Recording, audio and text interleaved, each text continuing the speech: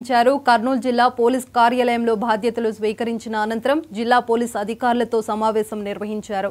మొదటిసారి కర్నూలు జిల్లాకు ఎస్పీగా పనిచేస్తున్నానని ఈ అవకాశం ఇచ్చిన సీఎం చంద్రబాబుకు రాష్ట్ర డీజీపీకి కృతజ్ఞతలు తెలిపారు. జిల్లాలో ముఖ్యంగా మహిళల పట్ల జరిగే క్రైమ్ను ఉపేక్షించమని, సైబర్ నేరాల పట్ల ప్రజలు అప్రమత్తంగా ఉండాలని సూచించారు. సో కర్నూలు జిల్లా ఎస్పీగా రావడము చాలా సంతోషకరంగా ఉంది. సో గవర్నమెంట్ ఇన్స్ట్రక్షన్స్ అనుగుణంగా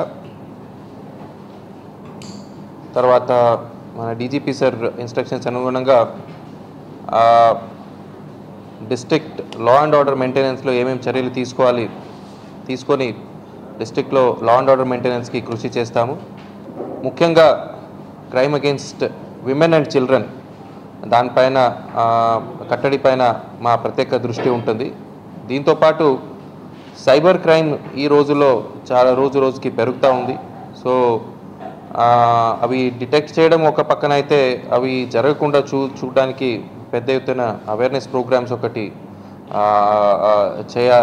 ఆల్రెడీ జరుగుతూ ఉంది. నెక్స్ట్ ఇంకా ఇంకా పెంచడానికి చర్యలు తీసుకుంటాము. అదే భాగంగా ఆనరబుల్ సీఎం సార్ ఇన్స్ట్రక్షన్స్ ప్రతి ఊర్లో ప్రతి కార్నర్లో సీసీటీవీ కవరేజ్ ఉండాలని. సో ఈ పబ్లిక్